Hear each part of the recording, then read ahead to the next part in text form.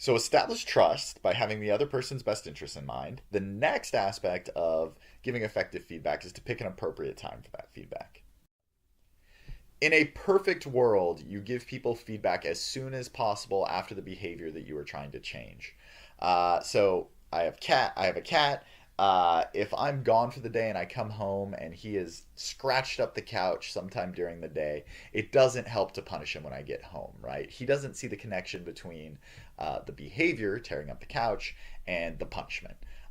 He thinks I'm just being a jerk for no reason, right? So ideally, you give people feedback as soon as possible after the behavior. One of the reasons for this is that you don't want someone to continue doing something the wrong way. If you've ever had like a annual or semi-annual performance review and your boss gives you feedback on something and you've been doing something wrong for the last 6 months and he waited until this performance review to tell you, it's incredibly frustrating because you feel like, man, I mean, I wish you would have told me a long time ago so I could have improved my performance. I could have started practicing this new way instead of just waiting until this time and letting me continue to screw up over and over again. That being said, you want to wait until the person is emotionally ready to receive feedback. So sometimes people, when they screw up, they know they screw up and they feel really upset or angry or sad or vulnerable. That's not a great time to give negative feedback to people or critical feedback to people. Wait until they are in a place where they are emotionally ready to receive that feedback.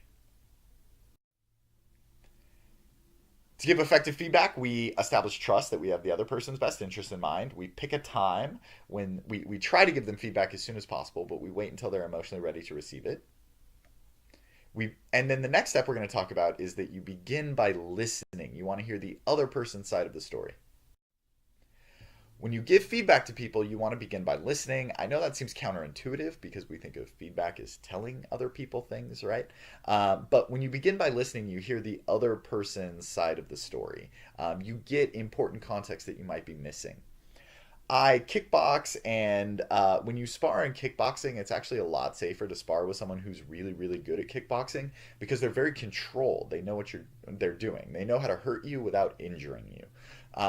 When you're sparring with new people, they get angry, they get scared, and they're often out of control, and that's when injuries happen. So it's more dangerous for both people to spar with someone who's inexperienced. There was a new guy in our class, and he had kind of been bugging me to spar with him, and so I finally agreed to do it. And a big part of my motivation for doing it was to help him improve his sparring, to get a little bit more control. So I knew I was kind of putting myself out there, risking myself getting injured by this person that didn't have a lot of control, but I was doing it to try to help him. We start sparring. He throws a kick at me, and I block it, and it breaks his toe. Because he kicked me with his foot. You're supposed to kick with the shin, and he kicked with his foot, and he broke his toe. Um, the next day, I go into the gym, and my trainer walks up to me and, without saying anything, just starts reaming me out for breaking this kid's toe, for being reckless, for injuring him, and then he just walks away. And he never even asks me to hear my side of the story. He never wants to know how things looked like from my perspective. He just jumped to a conclusion about what happened. Obviously, I felt like I was treated really unfairly, and that made me upset. So listen to people before you start giving them feedback. The other great thing that listening does is it helps you identify the emotions of the person. So remember, we talked earlier that you don't want to give feedback to people unless they're in a position where they are emotionally open to it. So by listening to them first, you can pick up on their emotional state and decide if now is the appropriate time to give them feedback. Lastly, the kind of like social judo trick of listening to the other person before you give them feedback is that it allows them to bring up problems so you don't have to.